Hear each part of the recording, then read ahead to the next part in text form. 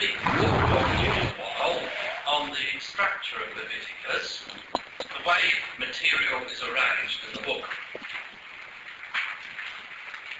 And it might seem strange to you that I've spent all the time up to now and I'm not started there because logically it should be earlier, but I don't think you can make sense of the book unless you appreciate the theological underpinning of it.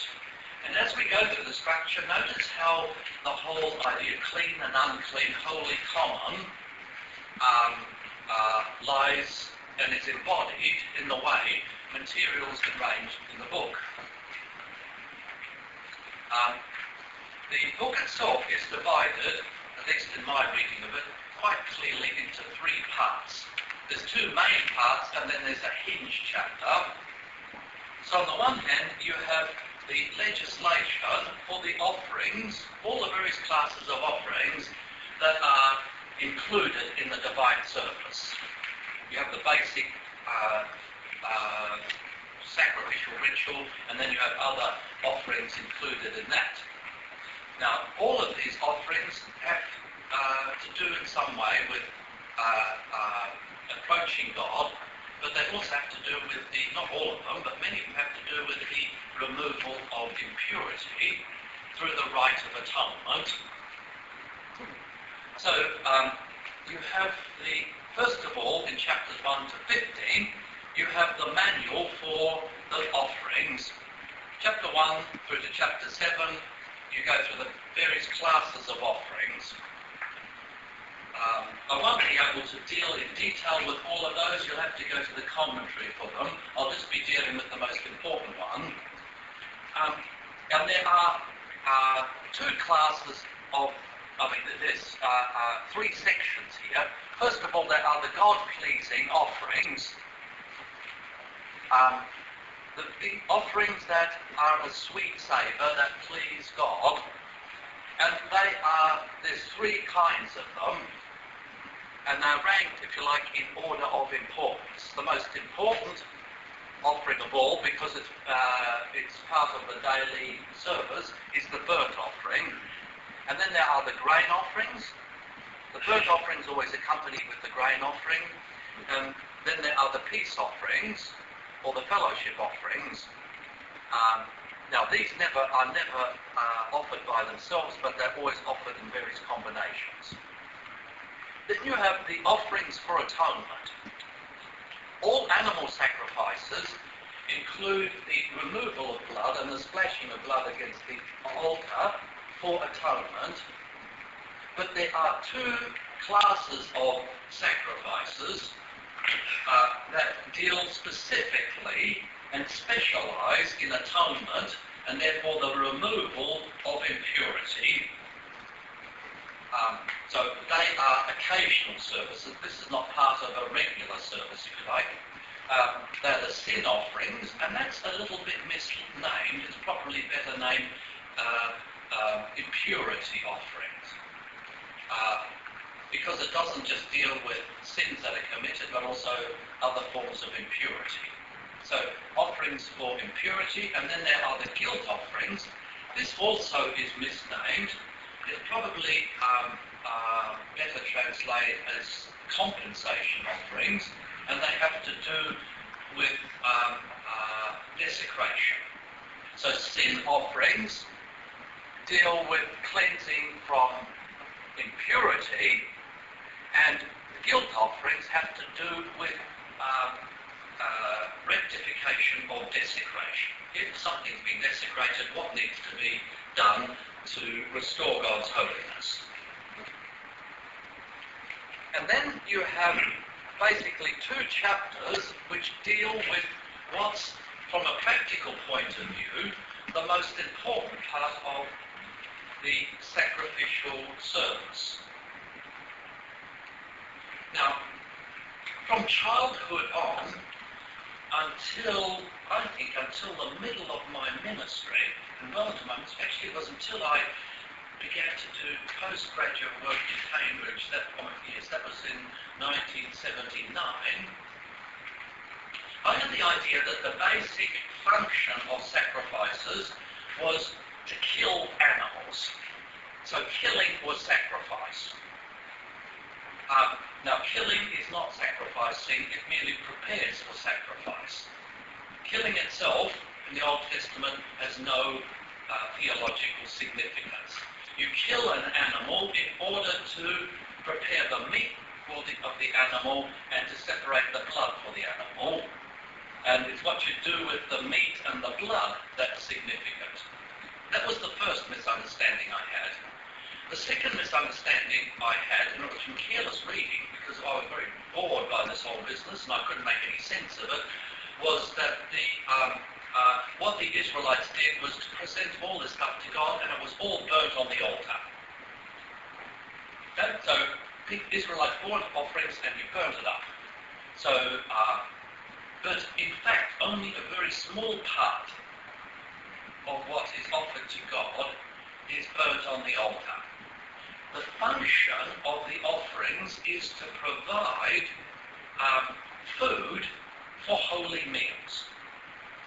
Now, if you can think of sacrifices from a human point of view, the function of sacrifices is to bring foodstuff to God, common foodstuff to God, so that He can give it back to you as holy meat, holy bread, holy wine.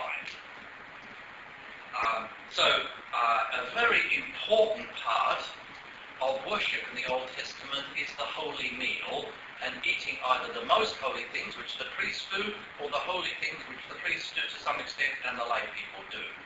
So you get a whole section here on the consumption, the eating of holy food. It begins with what you do with the burnt offering. That's the only sacrifice in which human beings eat nothing. It's completely offered to God. And burnt offerings, by the way, are very rare. That's not a common sacrifice.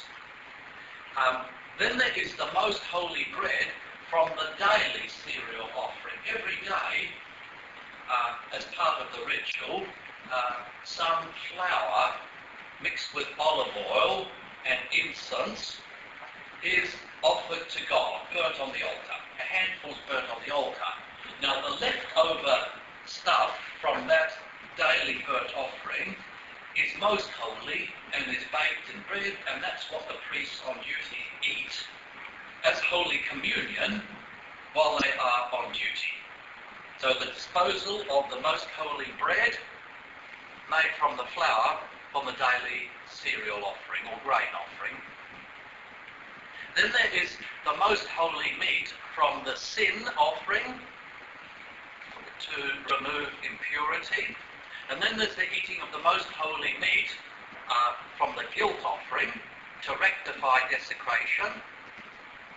Now, from here to here, these are the most holy food stuff, which is eaten only by the priests and can only be eaten by the priests on duty at the holy place.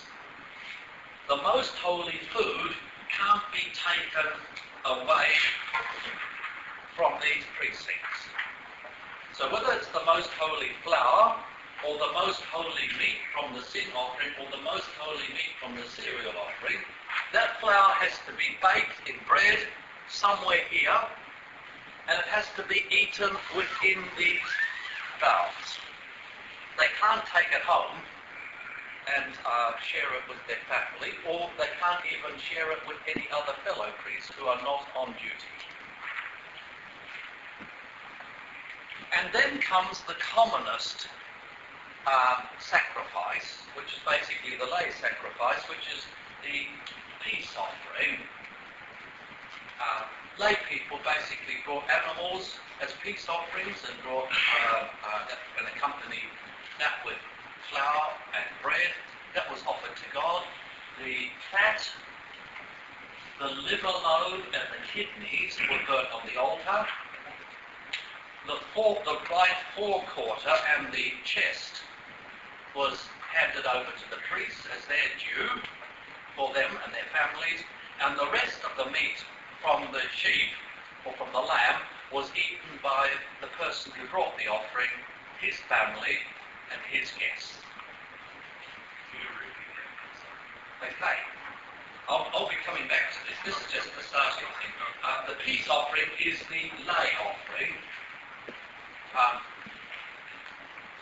Only the fat from around the kidneys and the fat from around the intestines, and in the case of a sheep, the fat from around the tail, which is the best part of the animal, and it's the most prized in a society where people only ate meat on festivals, basically didn't eat meat.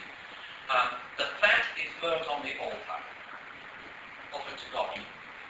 The right forequarter of the sheep, the leg, sheep, the front quarter, the right one, together with the breast cage around it, is presented to the priest. The priest on duty who offers it gets the forequarter for his use and his family's use, and the rib cage is then divvied out amongst all the other priests. So at the end of the day, they share out all the meat that's left over. And then the people who bring the sacrifice then barbecue all the rest of the meat. Now, can you see, any of you see a practical problem? That has to be eaten within that day or the next day. You can't carry it over to the third day. Can you imagine how much meat there is? What you have to do? You've got to share it out with other people, either with the number of guests, or with the Levites, other people who need it, yes? When you look at Solomon and the dedication, the large quantity of animals then was what was needed to feed the people versus being just the... Yes, that was to feed the whole nation. Right. Now he put on a sacrifice in which he offered these animals, presented these animals so that the whole nation could have a feast at the temple. And even ordinary people who didn't have animals then could eat as much meat until the meat was coming out of their ears. If you look at the quantities, it's a huge number of animals.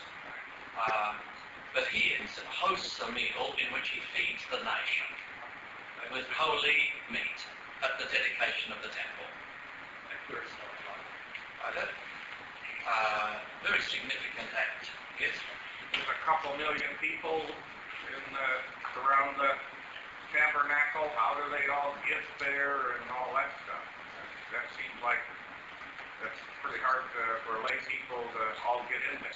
Okay, all you need to get in there is for a very small part of this. This is to present the animal. The eating and all that stuff is out in the camp.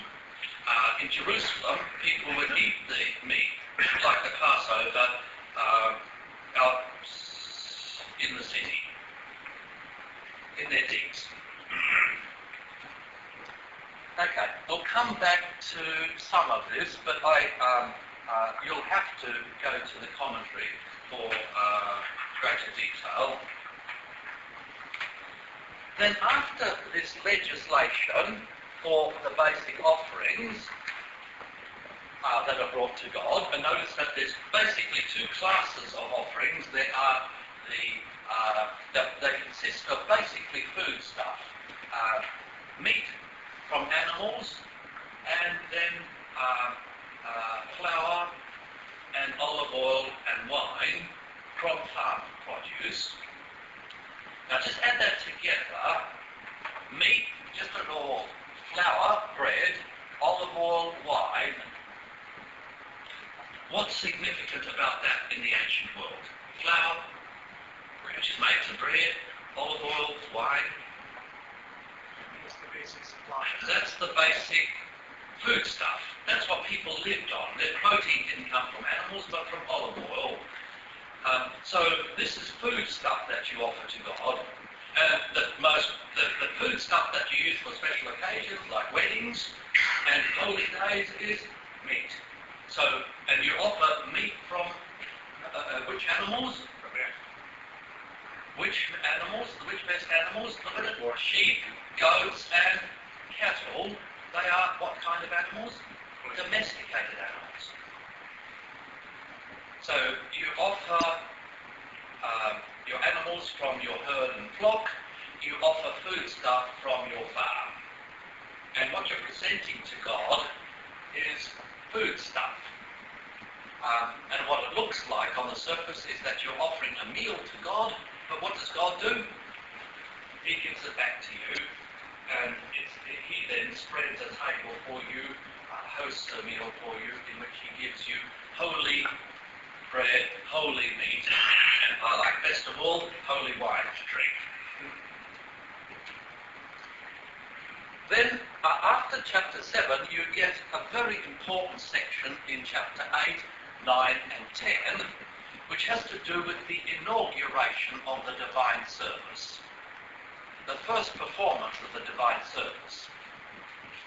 I can't emphasize how important this is in the history of the Old Testament, New Testament, and the people of God.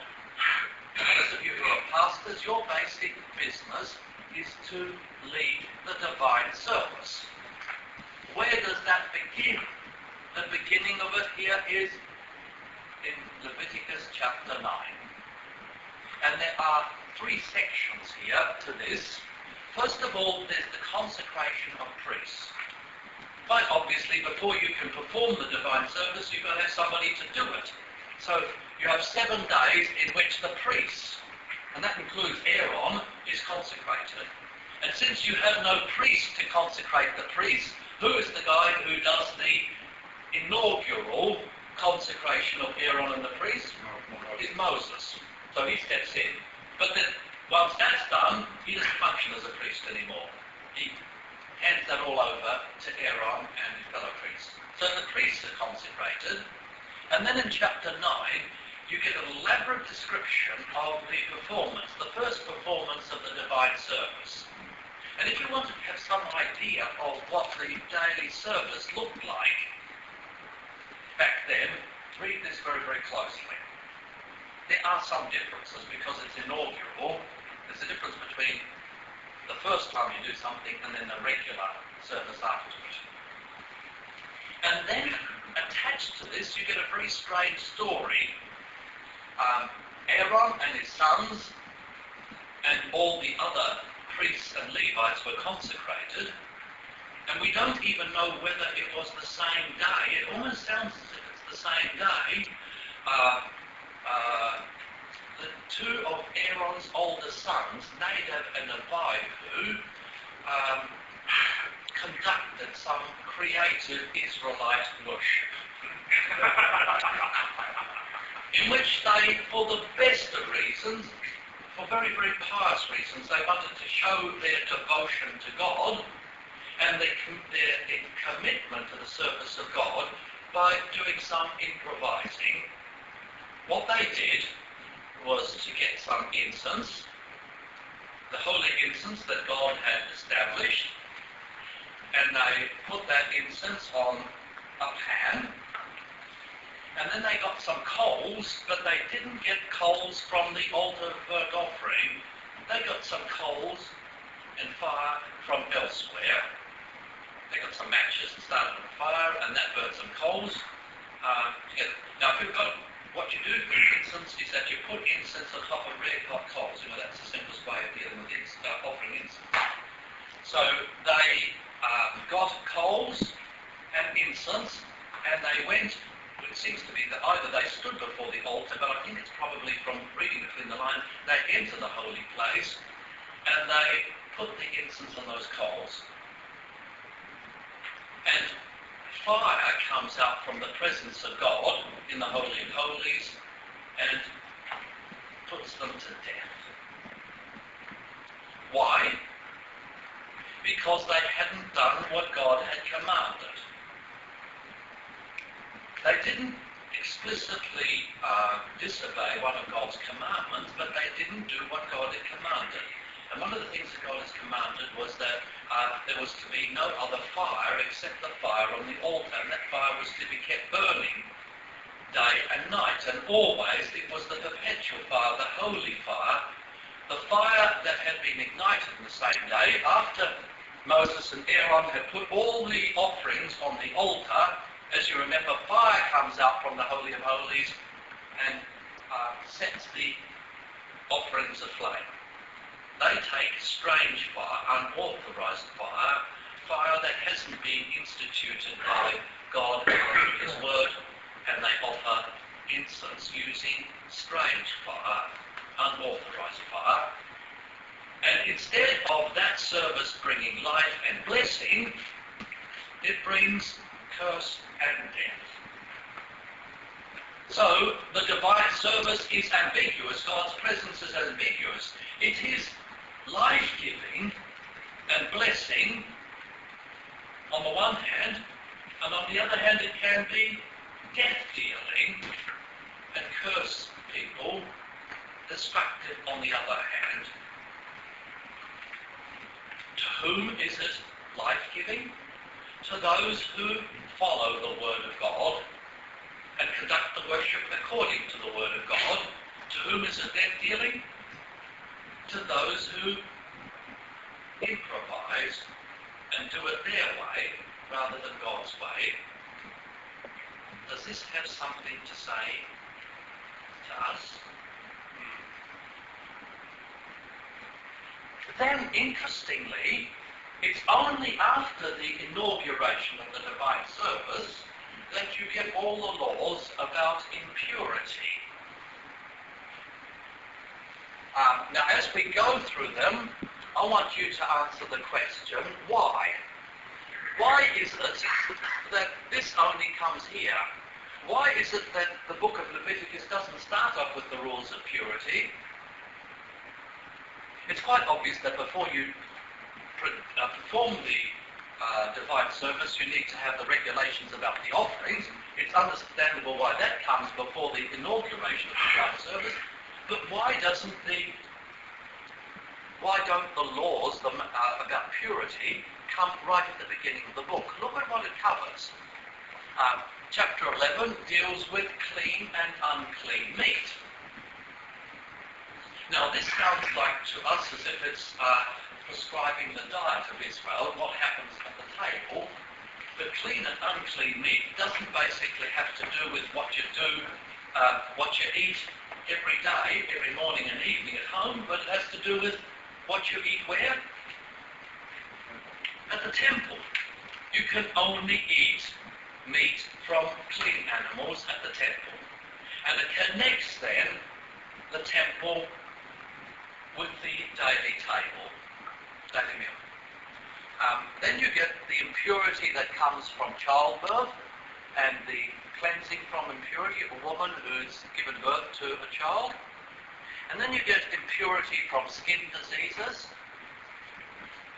Used to be translated as leprosy, but it includes leprosy and other skin infections. And then there's an appendix there which does with, if you like, the skin disease on houses, which has to do with funguses that form in Israelite houses. You remember the houses are made of stone and mud. Mud's mixed with water. What's going to happen if you keep the house warm? Is you're going to have mold. So you have mold and funguses forming inside houses on the earthenware walls. So what you do when a fungus pollutes a house. And notice the parallel between a fungus on the skin and a fungus on the house. So there's some sort of connection between your body and your house. House and body are connected. And then last of all, in chapter 50, you get dealing with impurity from genital discharges, and it's both male and female, so it has to do with menstruation and irregular menstrual discharges from the womb, as well as discharges of semen, both regular and irregular. Now, I want to go to the next and go back to the question. Then comes chapter 60. It's the center of the book. It's the hinge around which the whole book revolves, and has to do with the Day of Atonement. And not only legislation for the Day of Atonement, but the first performance of the Day of Atonement, which is the day of the annual day of purification and cleansing, not only of the whole nation, but also of the whole priesthood and the tabernacle and the whole sanctuary. So it's comprehensive cleansing. There is a close. This here leads to that. And the logical place for this would have been after here. The temple has been defiled. Not the temple, the tabernacle has been defiled. By the unholy offering?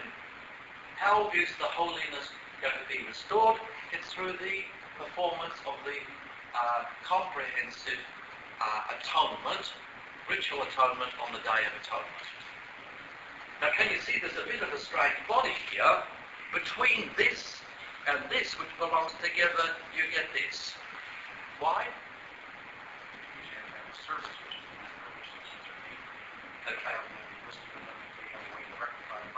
Okay. Can you just say that now, though, please? It's so good that I don't want to try and repeat it place that way and talk about it.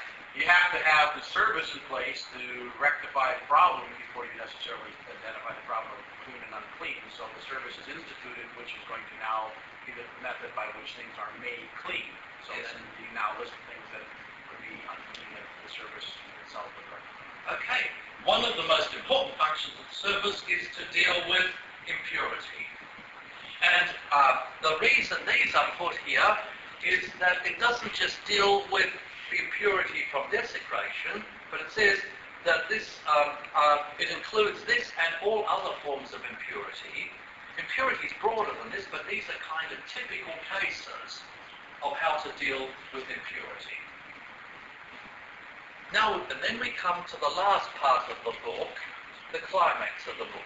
The first part of the book deals with offerings and purity. The second part of the book has to do with holiness. How do the Israelites, the priests and the lay people, participate in God's holiness? You remember, don't you, the point that I made that human beings don't make themselves holy, God makes them holy. How does he make them holy? Through the divine service. But before they can share the holiness of God, God has to deal with the problem of impurity.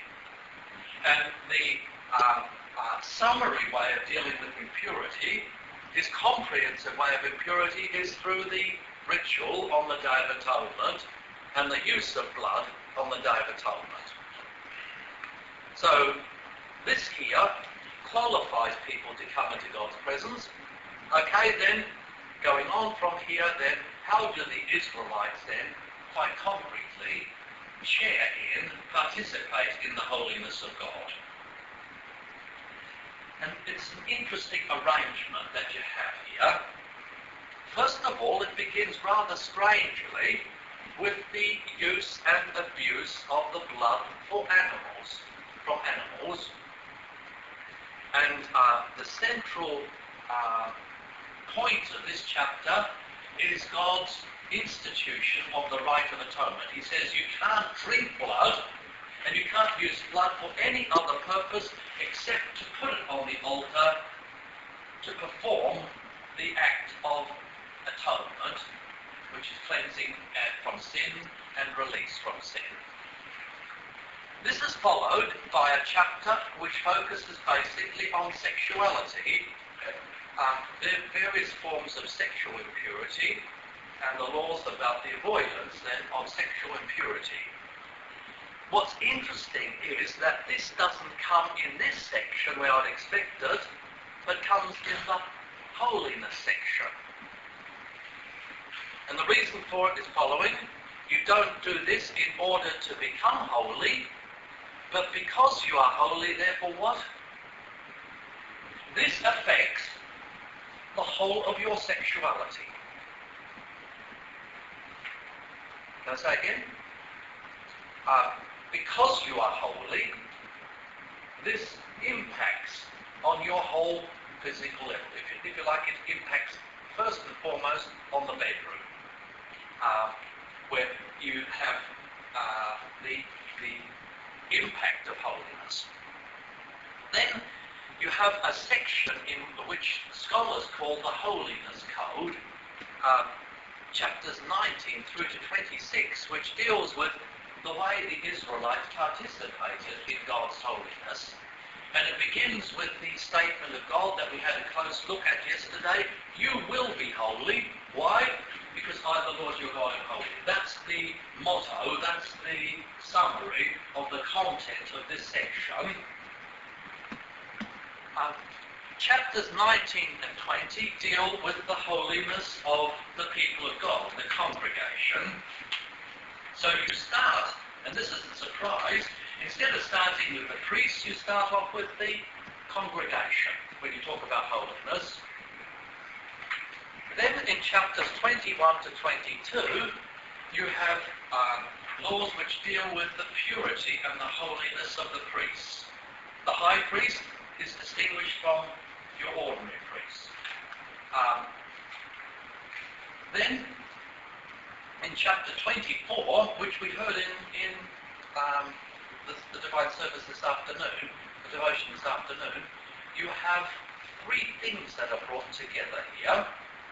You have laws about three holy things, or three most holy things: the lampstand, and the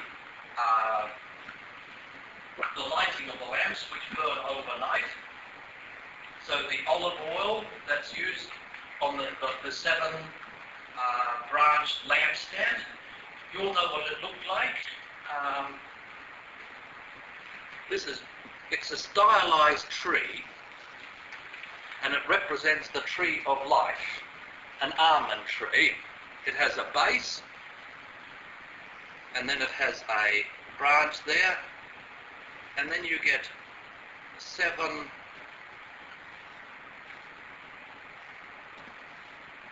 gosh, this is terrible.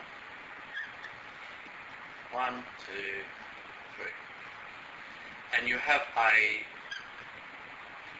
kind of a bowl at the top, and then you, in that bowl you put a clay or metal lamp here, here, here, here, here, here, here, and you fill that lamp. You know what the Israelite lamps looked like, little like that. You had with a handle like that, and you had a floating wick.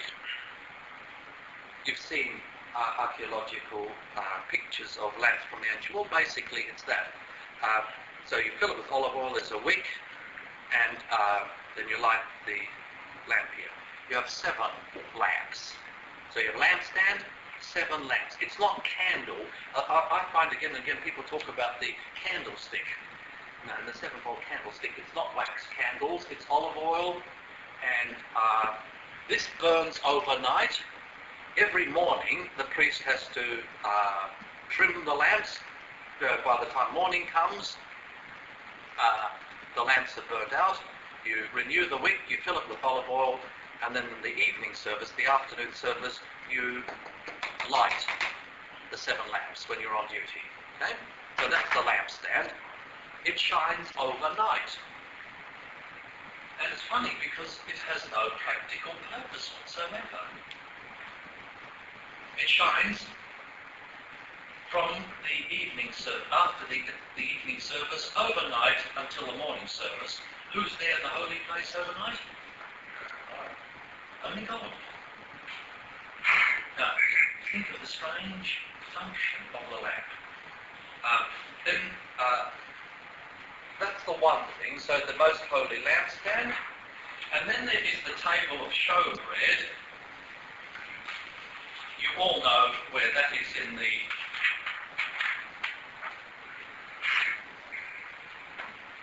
lampstand's this side here, the low table's over here, and what's placed on that table, if you look from the top like that, is you have 2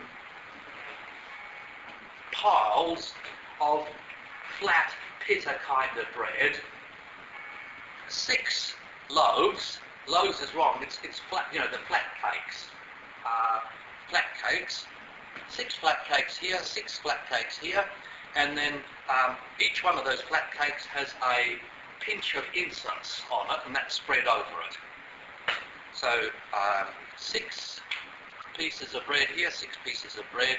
They are changed every Sabbath day, and the priests on duty eat this bread, and they burn the incense on the incense altar every Sabbath day. So every Sabbath day, the showbread is changed.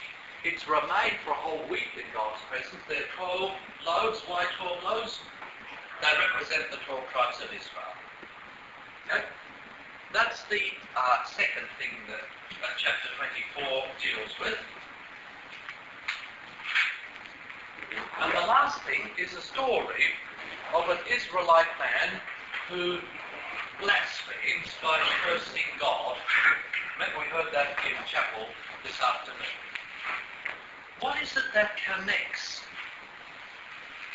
these 3 things together? Which is the one that stands out here, that sort of doesn't fit in, look for the unexpected? Is this one. Now what unites these 3 are 3 of the most holy things. The first 2 holy things are the holy things that are handled by the priests on duty. The priests on duty every day lights the lamp with the olive oil. Once a week they change the showbread and they eat the showbread. And then you have the story about the blasphemer misusing the most holy name. What is the only most holy thing that is at the disposal of lay people? The name.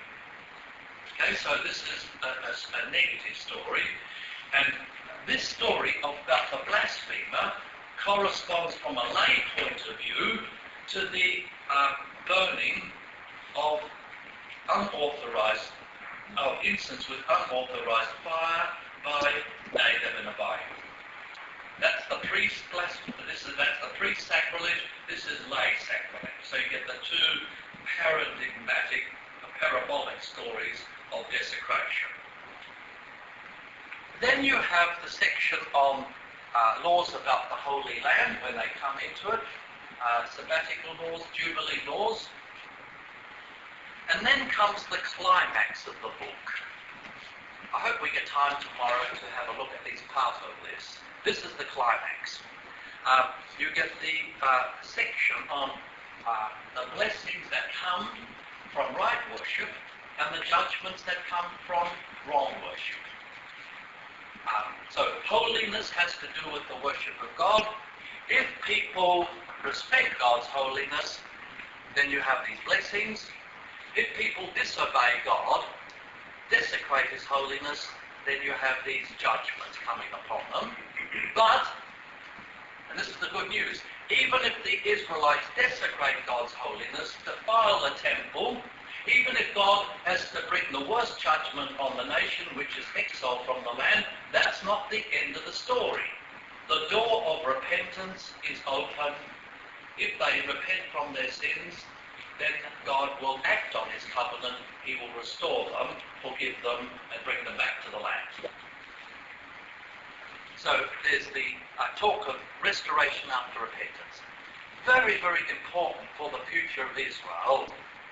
If you like, the whole of 1 Kings and 2 Kings is the exegesis of these blessings, judgments, and the call to repentance. Showing how this was enacted in historical terms. And then last of all, you have a strange appendix, sort of a hang-on thing at the end, which has to do with the treatment of holy vows, votive offerings and tithes.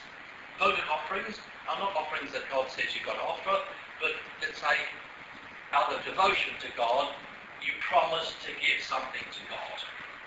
And the tithes that you give to God as your rent to God for the use of the land, which is His land, the Holy Land. Now that's the structure of the book.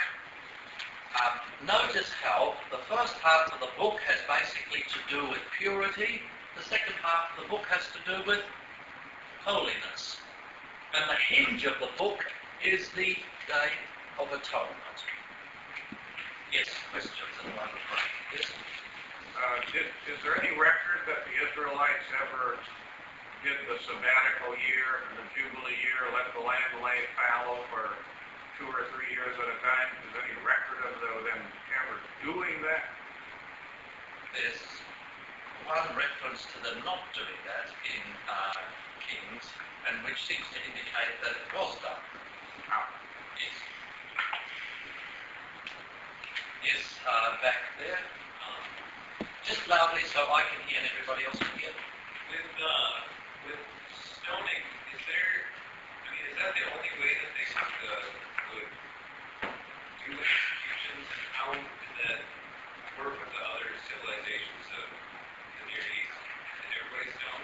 No, everybody didn't stone. Stoning is a ritual form of execution. And it's only in some cases. Now, what's the difference between hanging a person, cutting their head off, or putting a knife in a person, and stoning a person? Yeah. What? What? Sorry. What? Yeah. Number one is that stoning, there's no blood. So it's a form of killing in which there is no bloodshed. Now there might be a bit of bleeding, but basically it was done in such a way that you wouldn't quite deliberately didn't shed blood. Now there's something else that's even more important than that. Yes, Chris? The entire community is. Okay, number one, number two then, it's a communal thing, entire community. Now that's very important in a tribal society. Why? Because if you kill somebody, even if you've been appointed to do that as an executioner, what's going to happen? You're unclean. Well, I'll come to that, that's different. Okay, that's it. What? You're affecting the whole community, and who's okay, it's vengeance. If I kill somebody from your clan, your family, even if it's execution, what is your clan going to do? And has to pay back. And they won't just kill one person for me or one person for my family, but they'll make sure you get 2 or 3. So this avoids vengeance, and it's a communal thing, so the community takes responsibility for the act. But the third thing, most significant, you have it over here, was it? Yes? It was unclean. Right? Now, because you don't have to touch the person. The person who has blasphemed is unclean. And you don't want to incur impurity, so by stoning, you don't actually have to touch the blighter. And you do it communally.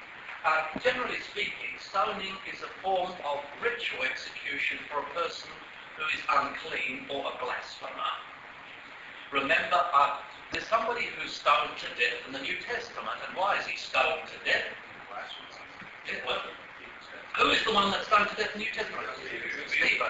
Why is he stoned to death? Because he's accused of blasphemy. He not only blasphemies, he not only desecrates the holy name of God by preaching Jesus, but he also, and this is very interesting if you look at it closely, he is said to desecrate the temple. He's spoken out against God and the temple. The temple, the holy place of God, as well as God himself. And so he is put to death. Now, the custom was that if you accused a person of blasphemy or sacrilege, the person who accused it had to be the person who threw the first stone. There's one other reference to stoning in the New Testament which is very telling in this light. Do any of you remember? The women, Jesus, the story of a woman caught in adultery. And who are the people who accuse her? The Pharisees. And they do it not for moral reasons, but because theological reasons. She's unclean. She's desecrated God's holiness. And so Jesus says, let him who's without sin cast the first stone. And then can you see the significance of it? It's the ritual form of dealing with the problem of impurity. And then he says the wonderful words, go and sin no more. Neither do I condemn you, go and sin no more. Okay, sorry, Phil. Well, you said that this form of execution with stones that aren't to touch, but it says here too that all those who heard the blasphemy placed their hand upon them. Now, is that those who are now, quote, victims of this sin? Maybe, putting their, if you would put your hand on the offering of the temple, so you're getting rid of your shame or your guilt, and now it's being also destroyed? Is that It's not your guilt in the sense you're getting rid of your impurity. Blasphemy defiles everybody who hears it. You get a slightly different twist on that in the New Testament. I was speaking to somebody about that. You remember the trial of Jesus, the high priest, when he hears Jesus say, yes, I am, and you will see the Son of Man coming, what does he do? Tears his robes. Why does he tear his robes? Well, he's been blasphemy, he's been a party to blasphemy. His holy office has been defiled, desecrated by hearing and being in the presence of a blasphemer. And so he has to tear the robes so that those robes can't be used anymore. Why can't they be used anymore? Because they are dirty robes, they are soiled robes, they're unclean robes. So that's a ritual gesture too that fits into this. Yes, I saw some. Yes, Dennis? Just a bit louder, I can't hear. After Aaron's first two sons said they're not quite the correct worship practice. Correct. I noticed that both Eleazar and Ithamar, when they offered the offerings after that, offered the guilt and the sin offering and burnt the entire sin offering. This is not the proper way to do it, which is required. Now, I'm not advocating contemporary worship, but can you speak to their ability to alter the command that they were given, which is what Moses addressed in it? Now, this is a problem where, up to this point, the law of God hadn't covered a particular case and circumstance. Now, the rule for the meat from the sin offering was that the sinner couldn't eat the meat. Only the priest could do it. The person who was unclean, the person who was going to be cleansed, couldn't eat the meat from the sin offering. Now, what was the problem then with the death of Nadab and Abihu was that all the priesthood was affected, and the sin offering was being presented for their benefit. There's nobody. Somebody has to offer the sacrifice, okay, so it has to be the priest, but it's for their benefit, therefore they can't eat it. Was that because they were priests when they did this, or was that because of where they did this, or was it? No, it was because they were the beneficiaries of it. No, not the second one, but Eleazar and Ithamar. Yes, the desecration, the defilement that occurred first. Yes. Was it because they were priests that it caused defilement of all the priests, or was it because of where they did it in the Holy Ghost? False and answers to both of those. Right, can you see there's two things? Imagine. Where could have they offered incense with unholy fire? Outside the temple. They could have done it at home. Well and good. Context is important. And that's something we modern people don't realize. We generalize everything. What you do at home is different to what you do in the church. What you do in a communion service is different to what you do in a non-communion service. What you do in a home visitation is different to, you need to always take context into account. Now, what is significant about them? Now, if they offer the incense out here, no problem. But if you go here, what's significant about this place?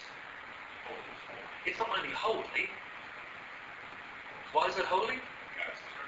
This is in the presence of God. God's here. It's doing this to God. What do you do? Does that really what that's saying? Try not to. Okay. I'll go like that. you see the context, this is done in God's presence, in his face. It's in his face, and it's defying God in the presence of God. And in the interest of, the offering, the incense is to get God's favour and to indicate God's favour. So they disobey God in the presence of God, and they do something which defies God in the presence. Yes? Does intention matter? No.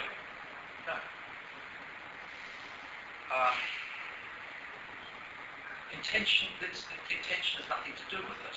And that's very important for our modern way of thinking. We think it doesn't matter what we do, provided we have the right motives and the right intentions. So I can do anything in worship, provided I have the right intentions. So I don't have to use the words of institution. My intention is to give the sacrament. I have the right theology of worship. The people don't mind if I don't use the words of institution. It's rather boring to say it every Sunday. So my intention's right. Does that make the sacrament right? Rubbish, of course not. Now that doesn't mean that intentions aren't important, but intentions are irrelevant to the validity of the sacrament, of a ritual. A ritual is valid if it's done in the right way that God commands it. Intentions are not fundamental to that. Now, because this is very important, because that's one of the modern Protestant heresies, is that provided you have the right intention, everything's all right. Do you realise that Hitler had good intentions? So did Stalin. That doesn't make what Hitler and Stalin did right. Yes? The proverb, sincerity without knowledge is a school for fools. Where does that come from? It was being quoted to me for a long time, but it certainly applies. Yes. And that applies in this circumstance. Indeed. Yes? How about David and his men going in and eating? Jesus comments on that to the Pharisees, eating the bread. Okay, now you need to, that's quite a complex pericope in the New Testament, but once again, you remember what I said about location? Place is important, context is important. Where did that happen? In his house. No. It wasn't in his house. It was at Nob.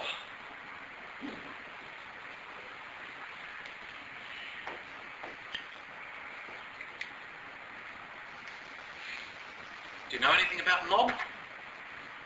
Was the ark temporarily there? No. So it's a different place. It is a Israelite sanctuary, but it is not the sanctuary. You need to distinguish until basically the reform of Josiah between the sanctuary and other holy places and high places. Remember all the reference to high places? They're open air sanctuaries to God. And there were temples. Temple is a sanctuary with a building attached to it, a house for your God. What are some of the, which are the places where you have the Ark of the Covenant? And that's the critical thing, and the altar together with the Ark of the Covenant in the history of Israel. You have, first of all, in the desert period, you have the tabernacle, which moves. Where does it go to? Sorry, where? Shiloh. There's a couple of bit of moving around, but just to get the basic story, Shiloh. And what happened to the temple at Shiloh? The Philistines not only captured the ark, but they wiped it out. That was the first temple on the land, Shiloh. And the ark goes to the Philistines. And then there's a complicated history about the ark. You remember it? Where does the ark come next?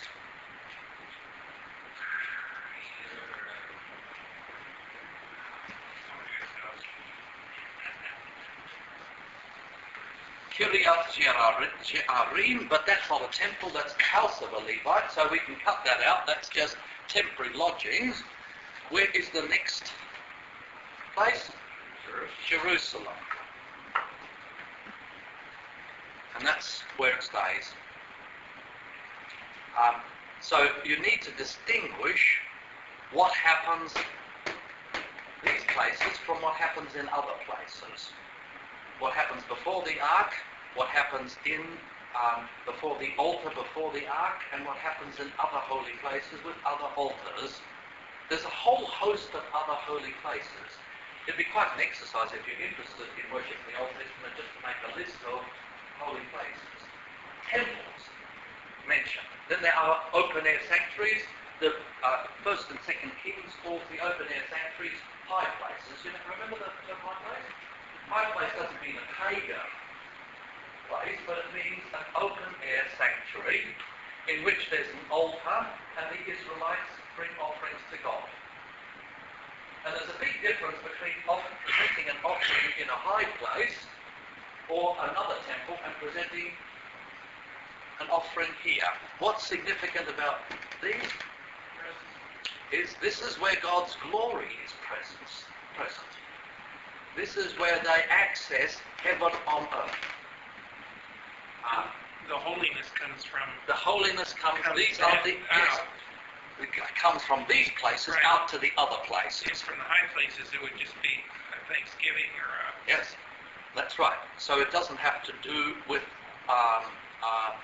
the holiness of God, and it has different regulations attached to it. And basically, the Old Testament is so little interested in that there's no laws about what happens in the high places. The only regulation that applies there is what's done with blood. That even in the high places, they must not eat meat and with blood in it, they're not to drink. But there's all sorts of other altars all over the place. You know that as a result of the book of Deuteronomy, the book of Deuteronomy says once they come in the land, what's going to happen? What does God want to do? He's going to choose one place for his name to dwell. Do you remember that? Now this is looking to the future. One place for his name to dwell. Which is that one place for his name to dwell? Jerusalem. Now, Solomon built the temple in Jerusalem, but when Solomon built the temple in Jerusalem, the Jerusalem temple was only one of dozens of other temples. Do you know who were the great kings who began to implement the book of Deuteronomy and centralize worship in Jerusalem, closing down the high places, closing down these other sanctuaries? Who are the two kings that are important? David. No, David. Josiah. Is the second one. Josiah completes what his grandfather began. Hezekiah and Josiah begin to implement and to carry out the law of Moses in Deuteronomy, so that by the time the exile occurred, there was only one place of worship. And then after the exile, there was, within Orthodox Israel, there was only ever one place of worship, that is Jerusalem. And to the present day, the Jews have no temple. Why? They don't control the Temple Mount. Because they haven't got the Temple Mount. The only place where they can build a temple, the only place where they can present offerings, the only place where they can perform the rite of atonement for the forgiveness of sins is that place. And what's on that place? The Mountain Mosque. If they touch one brick from that mosque, the whole Muslim world would come and wipe them out. Right? So worship is centralized, I say, within Orthodox Israel, because the Samaritans had a temple in Samaria, and there is still an altar in there to the present day.